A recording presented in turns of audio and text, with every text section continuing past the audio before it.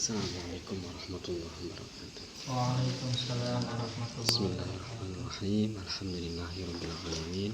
Wassalatu wassalamu ala nabiyyina Muhammadin wa alihi wa ashabihi ajma'in. Amma ba'du.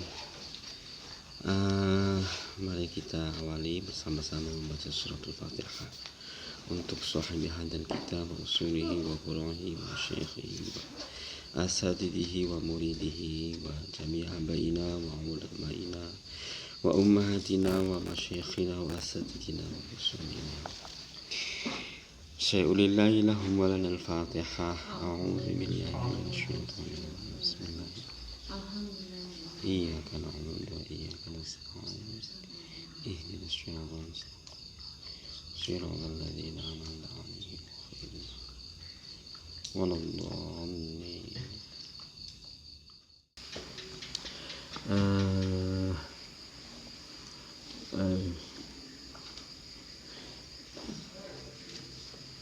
Monggo, bismillahirrahmanirrahim.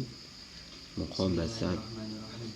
Muqabasatun fi anna ismal aqli yadullu ala ma'anin katsiratin. Qala Abu Sulaiman ismul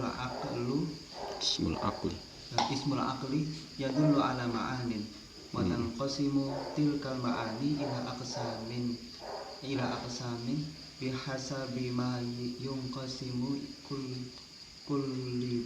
kullu di aqlin wa dhalika lahu ibtida'un wa intihaun.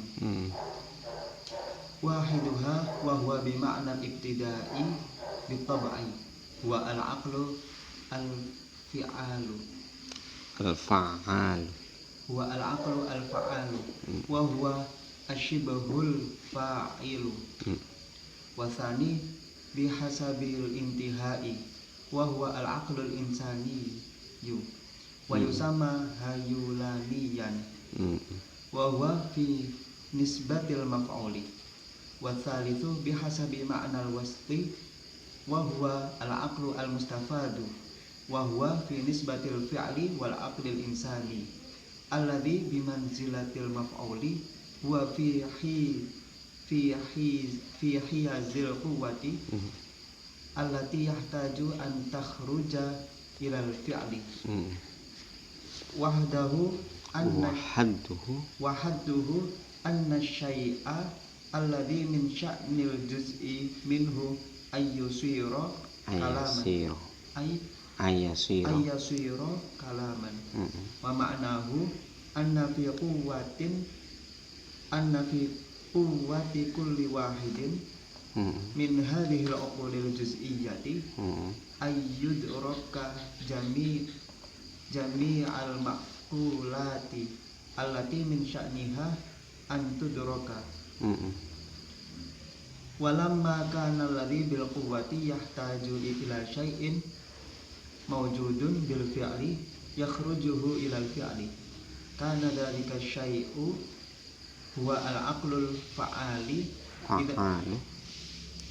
huwa al-aqlul fa'alu idza ishtabaha bi fi'lin fi syabihihi wal mustafadu bi manzilatil fi'li al malabisil quwwati wal fi'li jami'an. Bismillahirrahmanirrahim. Muqabasatun ya, muqabasat yang salah sawasamani muqabasat yang ke-83 fi anna ismal aqli yadullu ala ma'anin katsiratin.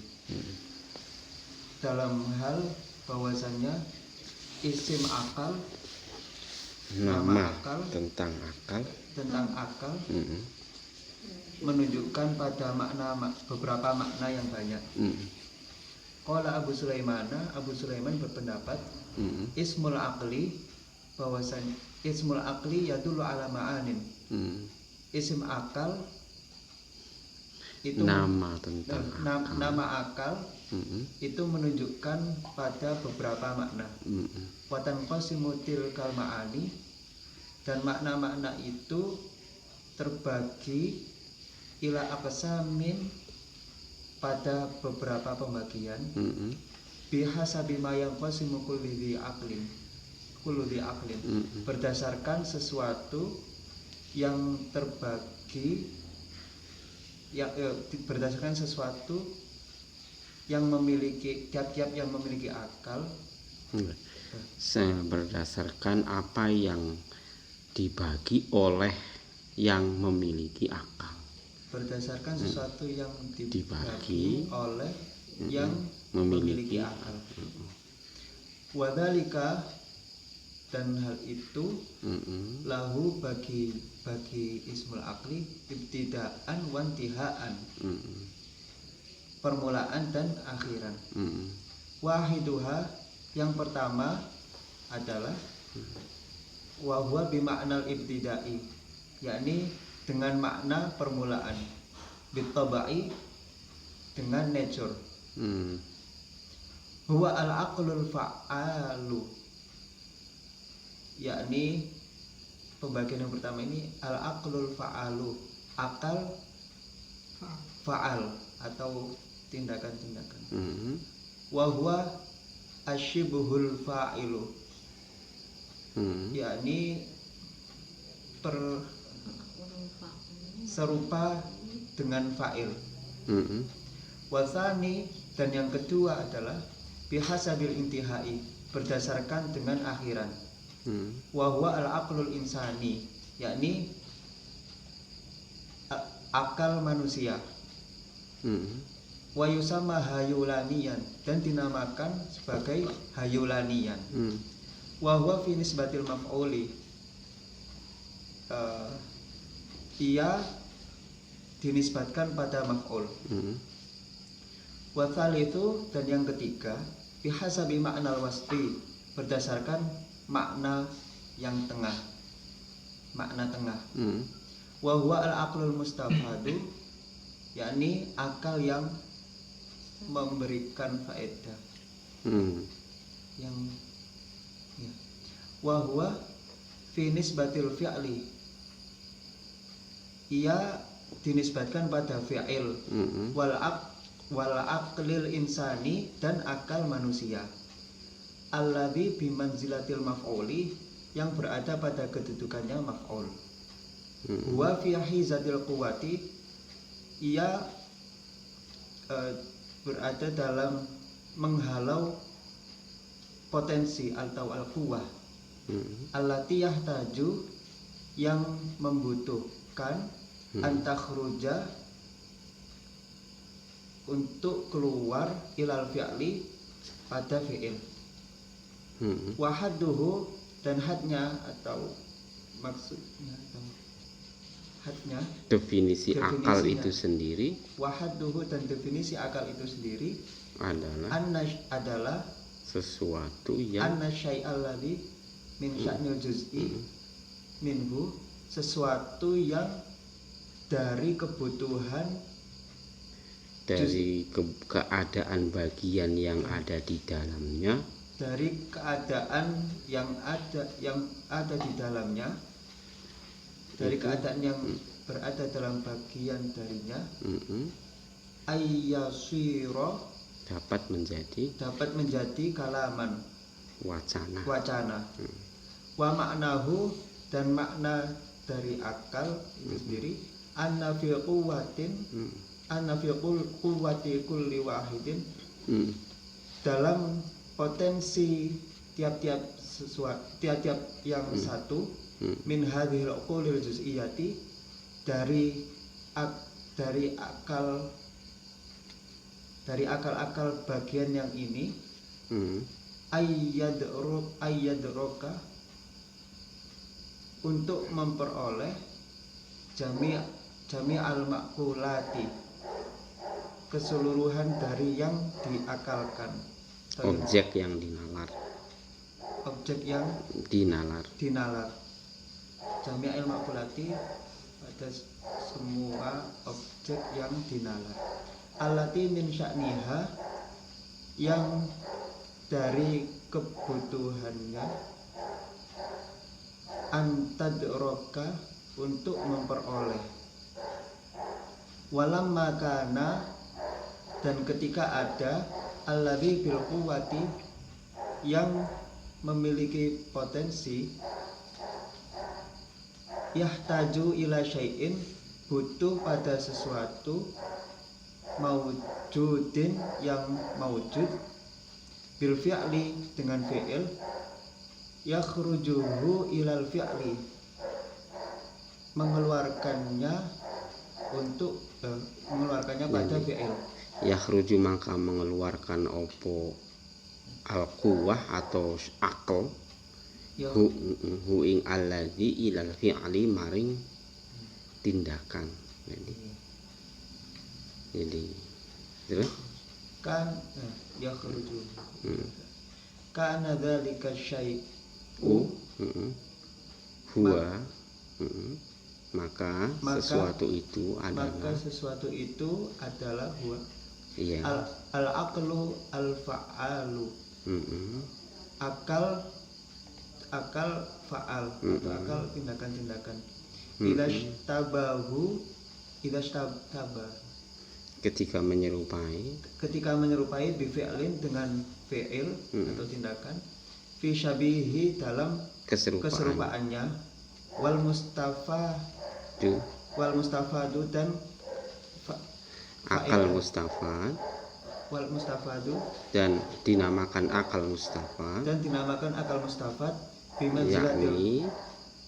bimanzilatil fi'li pada kedudukan bimanzilatil fi'lil malabisil quwwati pada kedudukan fi'il yang malabis yang bercampur atau yang menyesuai atau yang berbaju atau yang berkait begitu atau berkelindan begitu antara al-quwah dan al-fi'l jami'an secara keseluruhan. Ya, kira-kira kalau kita bisa maknanya 100% tetapi tidak membaca filsafat juga akan tetap susah gitu. Kita sudah membaca filsafat, yakni filsafatnya Al-Farabi atau filsafatnya Ibnu Sina, itu tetap akan kesulitan kalau kita tidak pernah membaca filsafat Yunani. Gitu. Kita tidak bisa membaca filsafat Yunani kecuali dari sarjana-sarjana Barat yang spesifik terhadap filsafat Yunani. Itu problemnya di situ, Mas. Jadi membaca filsafat dalam konteks filsafat Islam memang agak sedikit repot. Ya bukan sedikit lagi, banyak repotannya. Oke, dari bacaan ini keyword-keyword yang kita pegang sebenarnya itu sejauh yang saya baca di sini itu mungkin cuma 2 ya, yakni akal fa'al, al-aqlul fa'al dan aqlul mustafad. Nah, yang pertama aqlul fa'al dan aql mustafad. Baik akal fa'al maupun akal mustafad ini ada dalam ruang tabi'iyah. Jadi itu ruang kemanusiaan, ruang kealaman, ruang empirikal begitu. Jadi di ruang sepemahaman awal saya sekali lagi dalam ruang kealaman. Nah, dia ingin mengatakan bahwa konsep tentang akal itu tidak tunggal, kan begitu. Al-ismul aqli anna ismal aqli yadullu ala ma'anin katsiratan. Konsep tentang akal itu tidak tunggal. Oke, sekarang pertanyaannya, apa itu akal? Akal itu oleh para sarjana Barat itu sering diterjemahkan inteleks. Jadi kemampuan di dalam diri orang untuk melakukan penalaran. Begitu. Itu namanya inteleks.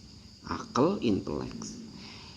Lah, ini bahasa intelek ini biasanya untuk menerjemahkan akal dari Arab itu, atau Arab diterjemahkan dengan akal. Tetapi nanti di dalam terminologi yang lain yang dia tidak bersinggungan banyak dengan Arab dengan Yunani begitu, kadang-kadang akal ini oleh Barat itu dikatakan sebagai reason atau reason. Jadi raison gitu atau reason itu juga dimaknai sebagai inteleks atau akal. Jadi tidak ada yang menggunakan kata-kata fikir, al-fikr, itu enggak. Karena afala tatafakkarun itu cenderung praktikal, tidak teoretikal. Nah, kita itu maksudnya teoretikal itu apa? Teoretikal itu memahami unsur konsep-konsep di dalam diri manusia ketika orang ini, manusia ini sebagai sosok yang betul-betul ajaib. Begitu, karena dia bisa melakukan banyak hal. Beda dengan kera, dengan kerbau, begitu. Jadi manusia ini memiliki banyak hal ini, kemampuannya banyak sekali.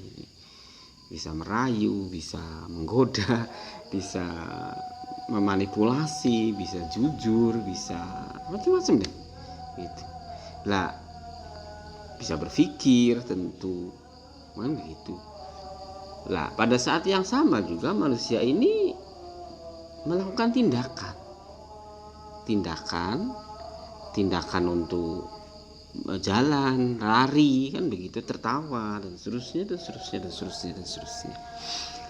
Jadi, intelek ini, akal ini kadang-kadang ya maaf ya, ini confused, tetapi juga kadang-kadang makanya kan kita kan itu kadang-kadang dimaknai juga itu dengan al-quwa, atau kadang-kadang juga dimaknai dengan an-nafs.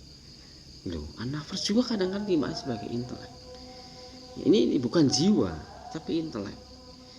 Nah, maksud saya ketika kita berbicara bahwa intelek itu ada dalam diri manusia dan berikut pemaknaannya dalam konteks filsafat. Nah, kemudian di sini ada inteleks al-aql bil fa'al, ada al-aql al-mustafad. Jadi inteleks bil fa'al itu intelek aktif. Jadi aktus intelek atau intelek aktus intelek aktif. Intelek aktif itu, maaf saja ya, mungkin saya salah mencontohkan. Kalau Anda punya korek gas, meskipun tidak digini-ginian begitu, Anda mengatakan ini aktif ini, gitu loh. Apalagi dijegres, nah, itu kelihatan. Tetapi meskipun didiamkan, ini bagus, ini aktif. Jadi al-aql al-fa'al itu diem saja itu ya aktif, gitu loh. Tetapi ketika korek gas ini Anda jegreskan, artinya Anda gesekkan antara batu dengan besi, antara besi dengan batu yang memercikkan api, kan gitu. Kemudian memercikkan api direspon oleh keluarnya gas, sehingga dia menjadi api yang menyala. Nah, ini baru mustafad. Jadi mustafad itu lebih ke praktikal, sementara fa'al itu teoretikal, gitu. Nah, kalau Immanuel Kant itu, tetapi ini dalam konteks berbeda ya. Immanuel Kant itu menggunakan istilah pure reason, ada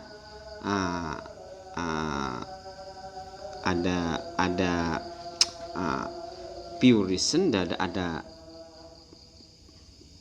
namanya reason in practice, atau bukan applied reason ya, tetapi saya lupa karena ini kaitannya dengan karya. Jadi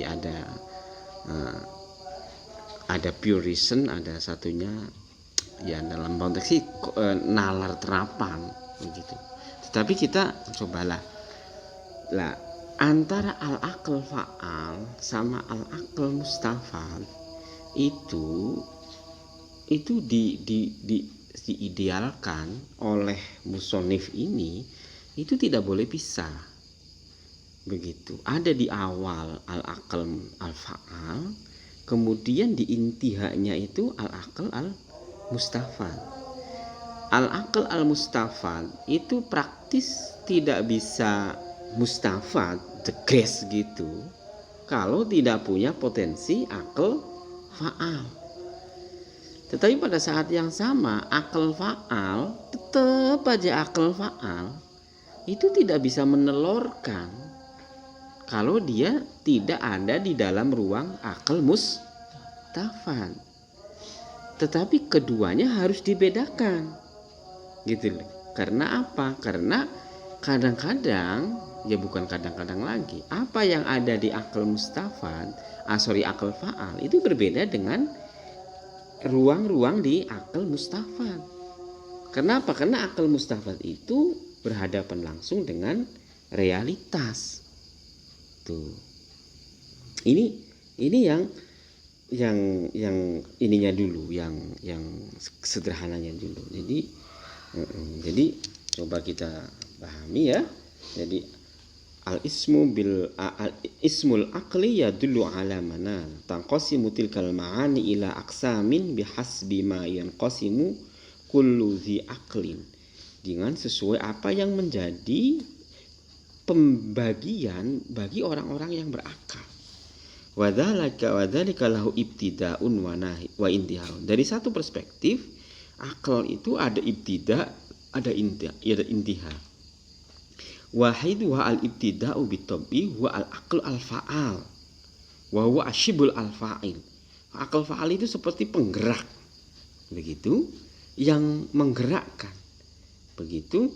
Kemudian wahwa wasani bihasbil intiha, di bagian akhir itu ada al-aql al-insan bimakna hayula. Nah, hayula ini adalah potensi yang ada dalam diri manusia dalam arti fi nisbatil maf'uli, dalam konteks yang dikerjakan. Hayula. Jadi hayula ini tadi saya tidak singgung karena sebenarnya ya memang ada sih al-aql al-hayulani juga ada. Dia nomor 2 di sini di tengah-tengah antara aql fa'al sama aql mustafad. Dia bilang aql hayula begitu. Seperti apa bentuknya? Itu fi nisbatil maf'ul wasalisu bihasbi ma'nal wasti wa huwa al-aql al-mustafad wa huwa fi nisbatil fi'li wal aqli al-insan alladhi bimanzilatil maf'ul fi huwa fi khiyazil quwwati allati yahtaju an takhruja ilal fi'l. Nah, ini an takhruja ilal fi'l ini betul-betul applied reason. Itu dikatakan sebagai al-mustafad. Cuman di sini ternyata ada nomor 2 yaitu al-hayula. Nah, ini dia al-hayula, al-aql al-insan wa yusama hayula, itu binisbatil maf'ul. Dia hanya bilang begitu, bahwa dia sebagai objek, tetapi objek yang tidak applied gitu. Saya kira begitu. Oke, saya kira seperti itu ya, ada fa'al, hayula sama mustafad. Oke. Sekarang dia ingin wahadduhu, definisinya akal, yakni sesuatu yang menjadi bagian dari sesuatu yang lain. Jadi dari sesuatu sebagai bagian dari sesuatu yang lain, tetapi sesuatu itu yasiro kalaman, Jadi something syai'un min ajza'i syai'in itu, atau min sya'nil ajza, syai'un min sya'nil juz'i minhu, syai'un alladhi min syai'un alladhi min sya'nil juz'i minhu.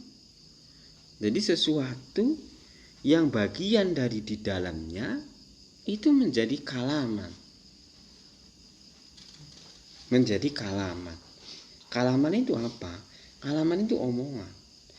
Syai'un alladhi min sya'ni juz'ihi kana yasiru ayyasiru kalaman. Syai'un, misalnya sesuatu ini, syai'un.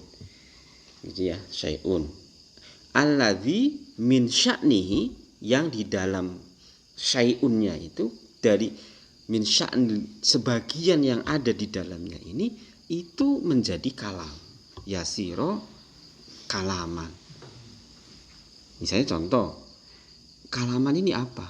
Allah. Allah itu kalam. Kita kan mendiskusikan Allah. Itu mendiskusikan Rasul, mendiskusikan Al-Quran, mendiskusikan fisika, ayyasiro kalaman.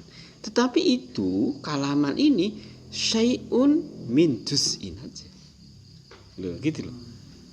Jadi kenapa harus juz'un? Karena Kak Yasir itu kalaman, itu bukan representasi dari nalar ini, dari akal ini. Gitu. Makanya kemudian tidak boleh dikatakan jika dia tidak bisa ini, dikatakan akalnya itu bodoh. Nggak bisa. Iya kan? Karena memang kalam ini bagian saja dari wacana.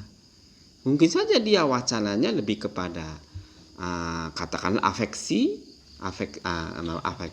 daripada psikomotorik misalnya, gitu. Daripada kognisi, dia lebih suka seni daripada. Jadi kalamannya itu seni. Kalau disuruh matematika lemah misalnya. Ini namanya akal syai'un, begitu, syai'un alladhi min sya'nil juz'i minhu ayyasiro kalama wahadduhu. Tetapi wa maknahu, lah ini berbeda. Kenapa hadduhu? Karena haddu itu definisi. Kalau makna itu ya pemahaman, beda. Kalau definisi itu menunjukkan adanya jami' mani', konsep yang menggunakan retorika, menggunakan parameter kebenaran yang diusung oleh Aristoteles. Itu namanya definisi. Begitu. Setiap definisi itu harus ada tolok ukurnya. Anda kalau mengatakan al-insan hayawanun natiq, itu sudah definisi yang sangat hebat. Dan itu oleh Aristoteles itu, bukan oleh Islam. Islam itu menerjemahkan aja. Kenapa? Karena al-insan atau hayawanun natiq itu jenis yang ada pengecualiannya di situ. Unsur-unsurnya pokoknya sudah lengkap. Nah, tetapi makna manusia itu bisa lupa. Nah, itu makna al-insan mahalul khata' wa nisyan. Itu makna itu. Boleh-boleh saja. Atribut yang selalu menempel dalam diri manusia. Manusia itu ya kepunahan, hidup terus punah, begitu. Jadi makanya makna wa ma'nahu anna fi quwwati kulli wahidin min hadhil ma'qulil juz'iyati ayyudraka jami'al ma'qulat. Maknanya bahwa potensi di dalam diri manusia, begitu, dari proses-proses ma'qul juz'iyah ini dapat menemukan, memahami seluruh ma'qulat yang ada di dalam bagiannya sya'an ma'qul tadi itu, juz'iyah tadi itu. Jadi kenapa harus didefinisikan syai'al ladzi min sya'ni al-juz'u minhu ayyasiro kalaman, biar strukturnya itu bahwa akal itu bisa memancar ke semua hal gitu. Makanya semua itu pojok sini, pojok sini, pojok sini. Itu syai'un min juz'in saja. Misalnya melihat ini juz'in, sana juz'in, sana juz'in. Kan begitu kan? juz'in ditarik semua ke akal gitu. Jadi syai'un alladzi min sya'nil juz'i minhu ayasiro kalaman. Jadi juz'un. Makanya maknanya itu potensi setiap seseorang dari apa yang di makul juz'iyah ini, artinya apa? Wahid ini ayyudroka dapat memahami jami al-maqulat, gitu kan? Jami al-maqulat allati min sya'ni antudroka, dan dari keadaan itulah bisa dipahami. Begitu. Jadi strukturnya begitu, pemahamannya begitu. Oke ya. Walamma kana alladhi bil quwwati yahtaju ila syai'in mawjudin bil fi'li yukhrijuhu ila al fi'li. Walamma kana alladhi bil quwwati, dan sedangkan sesuatu yang membutuhkan atau yang ada di dalamnya atau yang selalu diposisikan sebagai al-quwwah, yahtaju itu membutuhkan ila syai'in kepada sesuatu maujudin yang eksis, yang ada bil fi'li dalam fi'il. Sedangkan sesuatu yang dikatakan sebagai apotensi itu sebenarnya membutuhkan sesuatu yang eksis dalam bentuk tindakan, yakni yang keluar dari syai' tadi ilal fi'li kepada fi'il. Intinya potensi itu harus menelurkan tindakan gitu. Al-quwah itu harus menelurkan eksistens gitu. Al-quwah itu harus menelurkan tindakan. Karena dzalikal ladzi huwa al-aql al-fa'al, sebagaimana juga terjadi pada al-aql al-fa'al. Aql al-fa'al itu ya harus menelurkan akal mustafad, biar akalnya ini bekerja. Gitu. Anda mikir saja tapi tidak nulis. Ada pinter tapi nggak nulis, sama aja. Mana? Jadi pinter itu nulis. Itu nulis itu akal mustafad. Sekaligus menunjukkan Anda di sini pinter. Kan begitu. Gitu. Kalau pinter aja tapi cuman pinter tapi ngelamun aja. Ah, itu malah nanti sebaliknya. Itu ini stres atau gimana? Gitu. Jadi ini maksud saya tentang bagaimana akal fa'al harus ditelurkan di dalam hal-hal praktis yang namanya akal mustafad. Tetapi ini dalam ruang bitab'i. Gitu loh. Jadi bitab'i begitu dalam konteks insan. Begitu, insan, manusia. Jadi akal al-insan ya begitu ya. Tidak dalam katakanlah struktur atau klasifikasi ataupun macam-macam tentang akal. Kalau macam-macam tentang akal ini beda lagi nanti. Ini bentuk praktis aja dalam konteks ini. Artinya apa? Penalaran itu ada konseptual, ada praktikal. Praktikal itu tidak bisa dilepaskan dari konsep. Tetapi konsep juga tidak bisa lepas dari praktikal. Praktikal itu berasas pada konsep, konsep juga membutuhkan praktikal. Saya kira itu sederhananya seperti itu. Apapun itu. Ya. Oke, saya kira seperti itu. Berikutnya. Bismillahirrahmanirrahim. Yaqul wasatun rabi'ah wa samanina fi annal khala'a yadullu annal awaili am makanin 'alimin jisman tabi'iyyan amla 'alayya Abu Sulaiman aidan faqala al khala'u yadullu annal awaili 'ala makanin 'alimin jisman tabi'iyyan wa ikhtalafu fi wujudihi faminhum man qala innahu la wujuda li syai'in ma hadhihi sabiluhu minhum Aristoteles washabuhu wa minhum man qala biwujudihi wa minhum man qala hadha ma'na matlubun fi jami'il alami bihi yakunu al-inqibadu wal imbisatu lil ajsami wa takhalkhulu wa takafufu wal aqlu wal khifatu wal latafatu wal ghalabu. Wa min ajalihi yumkinu harakatul ajsami itla yajuzu ayyakuna harakatun fil mala'i lima yalzamu min mudakhalatil ajsami ba'duha ba'dun. Wa minhum man qala inna wujudahu kharijul alimi alam wa la nihayata lahu wa sabaqiyatuhu al-ajsamu allati fi hadzal alam fata'arudu laha bihi al-ma'ani allati dzakarnahu fa amma butlanu wujudihi 'inda man ra'a dzalikal ma'na. Oke, sudah situ dulu. Muqabbasat yang ke-84 tentang konsep sepi atau kosong. Menurut orang Yunani, konsep sepi itu menunjukkan atas tempat yang tidak ada secara fisik maupun secara empiris. Abu Sulaiman mendikte atas saya, kemudian berkata konsep sepi atau kosong menurut orang Yunani itu menunjukkan atas tempat yang tidak ada baik secara fisik maupun yang empiris, secara empiris. Orang-orang Yunani awail berbeda pendapat tentang eksistensi al-khola.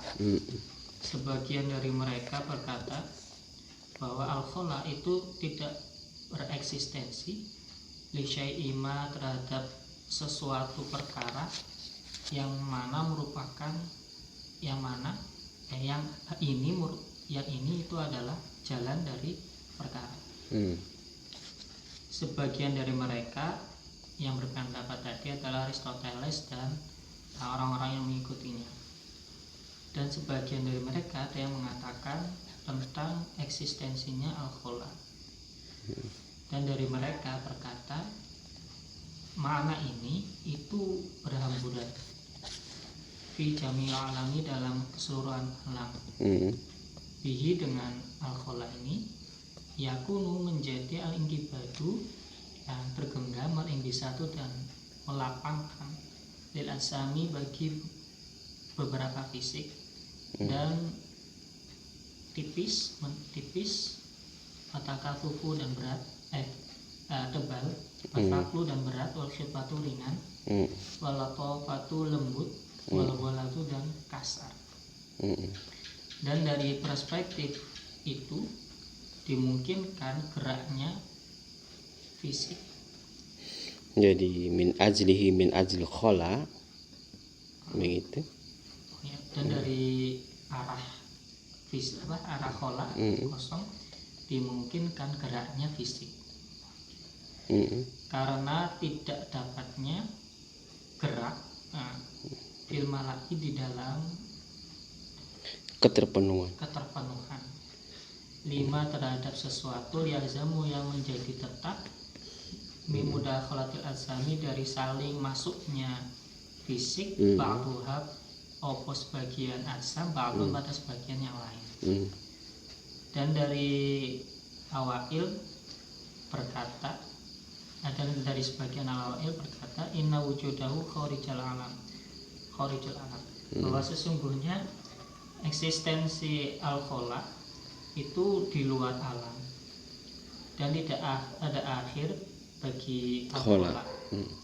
Wasabaqiyatuhu dan mendahulukannya al-khola al-ajamu itu beberapa alati fi hadzal alami. Enggak.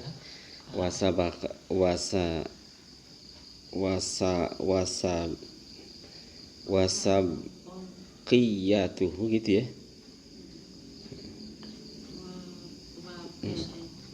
Wasabqiyatuhu dan kemendahuluannya khola al-adzama ing piro-piro jisim allati fi hadzal alami yang ada di dalam alam ini. Jadi khola itu lebih mendahului jisim di alam ini.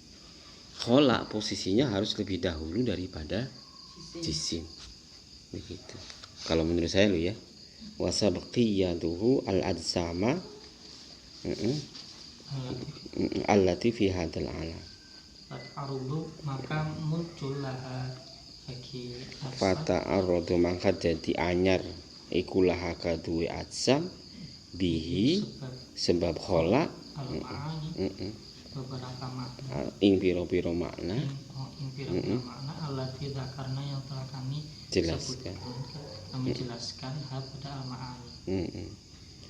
Maka adapun ketidakeksistensinya al-khola endaman di sisi orang yang berpandangan mengenai satu makna itu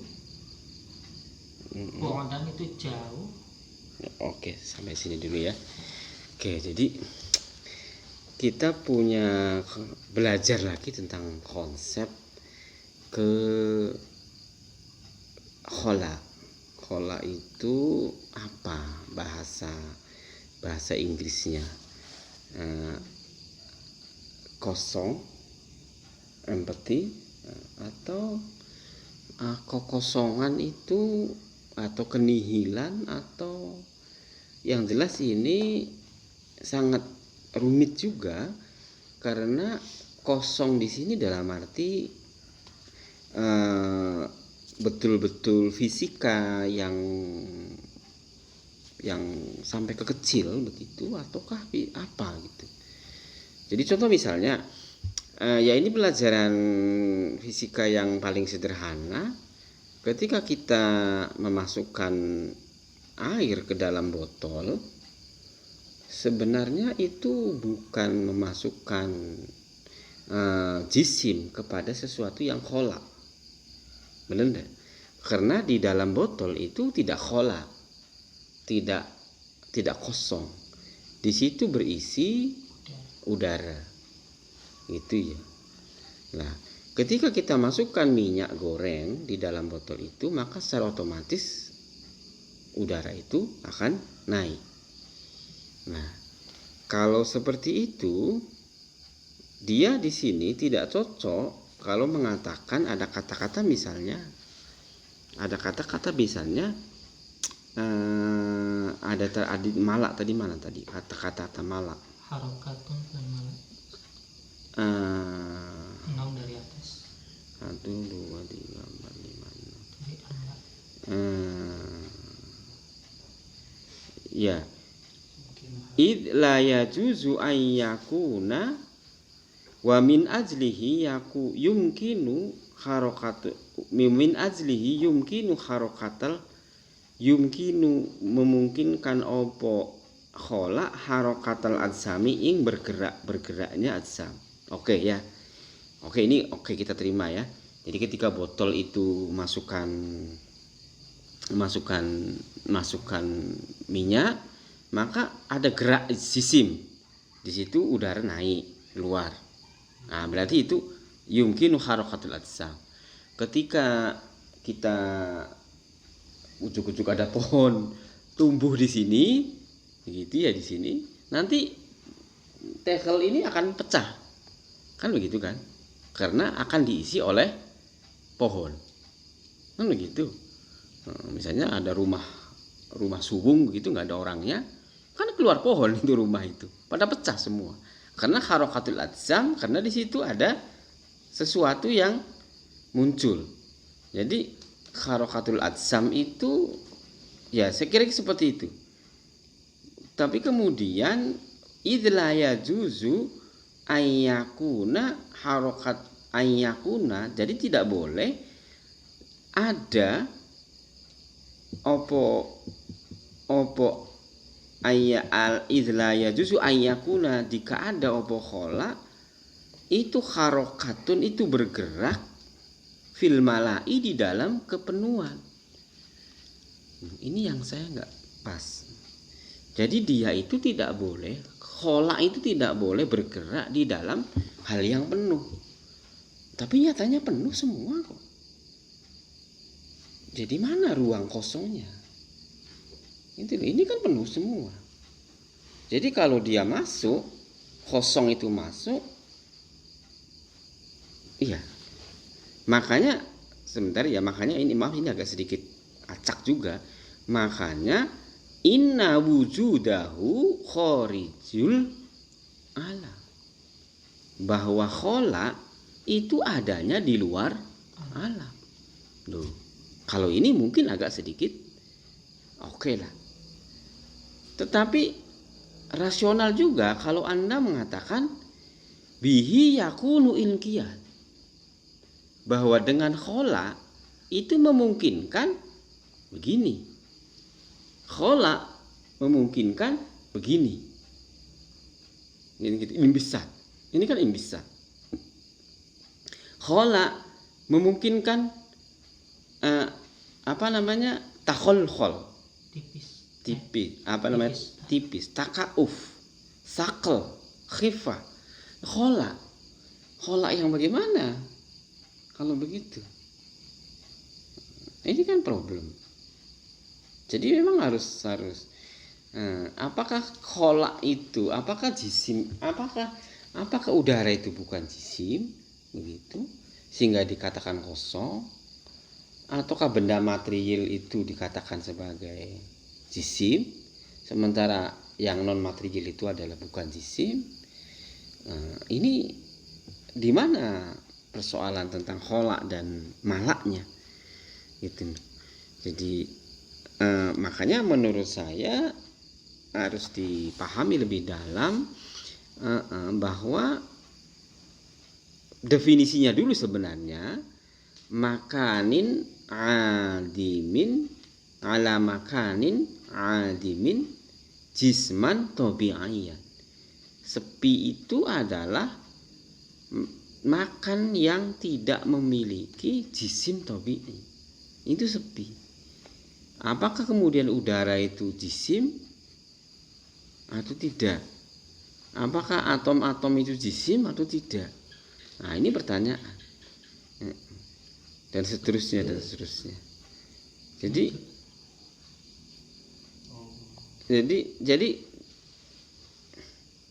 lah bahkan sabaqiyatuhu al-ajsam. Khola itu harus ada sebelum jisim.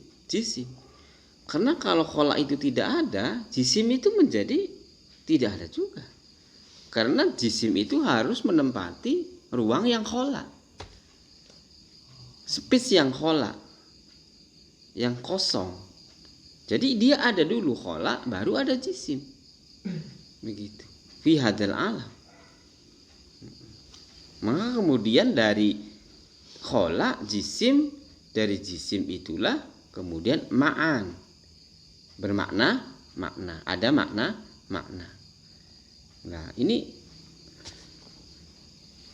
bagi saya agak sedikit confused, tumpang tindih antara konsep jisim yang bersifat material dan jisim dalam arti yang mungkin yang halus begitu, yang spesifik, yang ya itu tadi tuh. Jadi kalau saya sih saya ingin mengatakan bahwa keseluruhannya itu adalah malak. Dan cuman di antara malak ini menggeser satu jisim dengan jisim yang lain. Tidak khola. Misalnya di sini dikasih apa begitu, nanti yang sini menggeser. Nah, yang ini menggeser ke sini, yang ini menggeser. Gitu. Tetapi dia bilang ada khola di situ. Kemudian khola itu ada jisim. Nah, bagaimana itu kemudian dikritisi atau diterapkan? Jadi masih belum selesai, tetapi paham nggak diskusi saya itu? Jawabannya hanya ada di setelahnya. Ada di setelahnya jawabannya. Bolehlah dijawab dulu gitu ya. Coba kayak apa jawabannya? Ini yang saya maknanya atau maksudnya lahu bagi khola, kemudian itu panjangnya, wa'arudun dan kebaruannya, wa'angkun dan kedalamannya. Yahsuru yang sempit hu pada al-khola, al-alatul jismi opo keterpisahan jisim. Oke, sebentar ya. Kalau begini dia ingin mengatakan konsep ruang, konsep space. Loh, khola itu konsep space yang tersedia untuk meter. Begitu. Jadi meter itu memiliki space-nya.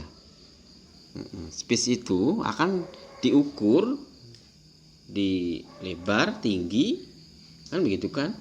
Jadi kalau begitu lebih ke ya fisik apa namanya ruang-ruang. Jadi konsep space ya begitu. Kalau di atas tadi khola itu lebih kepada makna ya adam jism. Jadi agak metafisis. Tapi metafisisnya membingungkan juga gitu. Oke, kalau ini ya sementing kita kan tahu ruangnya, batasannya gitu. Kalau misalnya dia katakan khola itu adalah tul, arad, begitu, amaq, begitu, ya udah itu space, itu konsep ruang, saya kira. Kalau konsep ruang, kemudian di situ ada jisim, ya memang betul itu khola, tapi khola dalam arti yang menurut saya sangat fisikal, sangat empirical begitu, tidak pada konseptual itu. Tapi kalau yang di atas konseptual tapi confused begitu. Ya coba ya terus.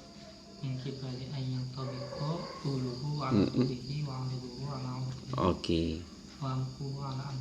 Oke. Dari arah sepakatnya panjangnya khola. Oke. Ala tulihi atas panjangnya khola. Oke.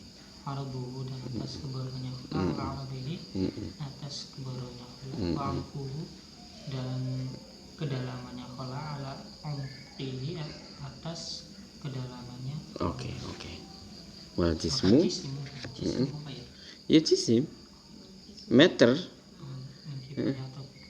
Itu luhu panjangnya jisim gitu ya? Enggak, mana? Enggak, ini mingki bali ayan tabiqa tuluhu ala tulihi. Oh, ini iya, ini apakah kembalinya kepada jisim yang huwa kedua gitu ya?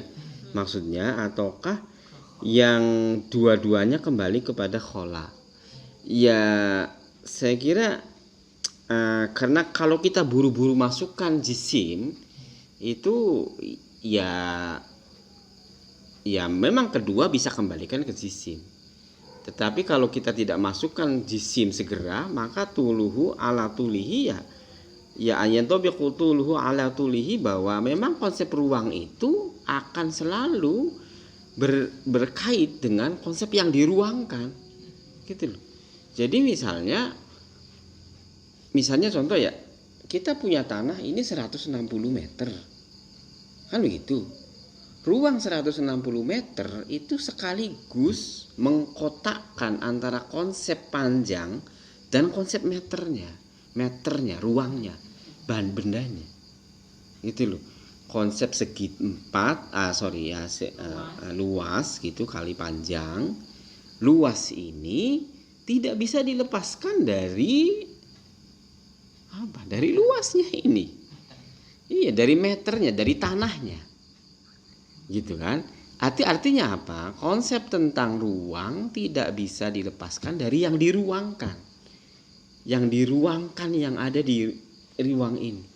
Anda kalau ngukur, bagaimana Pak? Ngukur udara? Ya bisa lah. Lintang selatan, lintang timur. Ya memang kenapa nggak bisa? Belum lagi yang ini, yang itu pakai gelombang kan, ngukur ada berapa itu berapa lapisan ini Mas, lapisan udara dari meter pertama sampai meter ke 100 itu kan dari gelombang. Makanya di mana alamatnya itu 90,3 MHz itu karena ada gelombang yang di situ miliknya radio sonora, di atasnya lagi miliknya radio. Ada space kan di situ kan, di udara itu.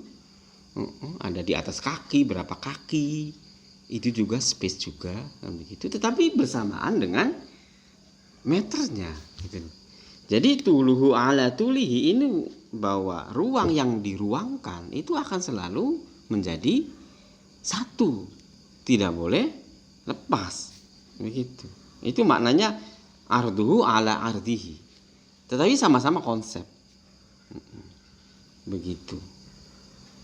Wal jismu innama yashghulu ala hadzal makana bihadhil ab'adi faqat. Sedangkan jisim itu sibuk dengan konsep ruang ini dengan segala perspektifnya saja. Lah bukan karena sesungguhnya jisim itu baridun au jairun, wa abyad au aswad, wa saqil al khafif. Itu bukan karena karakter-karakter yang ada pada jisimnya, tidak ada. Tetapi memang betul-betul konsep ruang yang diruangkan. Idza kana ab'adul jisim yahtaju ila ab'adil makan bima hiya ab'adun fa ab'adul khala innama hiya ab'adun yahtaju aidan ab'adun. Jika memang konsep dimensi-dimensi di dalam meter itu membutuhkan dimensi-dimensi ruang, ya, dengan berbagai dimensi yang ada di dalamnya, maka dimensi tentang ketiadaan atau dimensi tentang kekholaan itu sesungguhnya juga membutuhkan dimensi-dimensi yang memang menunjukkan adanya khola, gitu. Maksudnya apa? Contoh, Anda lari ke Mars begitu ya, atau dekat matahari. Anda katakan ini khola. Ya tentu meskipun Anda menempatkan itu khola, tetap aja berapa meter kamu khola. Kan gitu. Berapa ruangnya, berapa space-nya, kapan, toolnya berapa. Jadi khola juga pada akhirnya membutuhkan space, membutuhkan ab'ad, dimensi. Loh, kalau begitu sebenarnya pada akhirnya khola itu lebih kepada konsep ruang. Cuman ruang atau dimensi yang tidak memiliki jisim dan dimensi yang memiliki jisim. Gitu. Tetapi kembali lagi, jisim itu mana? Jisim itu apakah sekedar benda materi, benda padat? Bagaimana dengan benda-benda yang mencair atau menguap atau yang memuai? Ini juga persoalan jisim. Kan begitu kan, benda juga. Sehingga konsep ruang itu kembali menjadi cukup problematik ya, bisa katakan susah gitu. Oke, saya kira itu poin-poinnya. Ada pertanyaan? Konsep fluida ideal sama gas ideal. Apa? Fisikanya istilahnya fluida ideal sama fluida ideal sama gas ideal.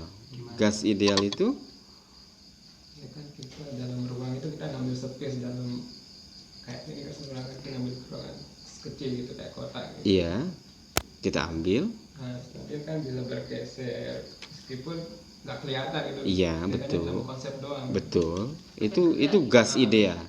Gas ideal sama fluida ideal sama sih maksudnya gitu. Nah itu semacam jodohnya gitu, kayak semacam jodohnya. Bukan sih, kan gas ideal beda nanti untuk mesin gitu. Untuk fluida ideal itu kayak air. Kita ngisi bak mandi, air yang masuk kan nanti di dalam gas, dalam bak itu kan nanti air masuk, nanti kan gas itu digeser sama air yang keluar ya seperti tadi itu sih. Ya sama yang saya jelaskan tadi. Iya terus Ada perhitungan. iya tapi ya tadi itu maksudnya ya artinya konteks ini dikejar terus ya, dikejar gitu. Jadi full mesin-mesin banyak gitu. Iya. Ya implikasinya kepada mekanik atau teknikal itu mungkin saja bisa begitu. Jadi iya jadi konsep ruang juga bisa menghasilkan banyak teknik, banyak banyak.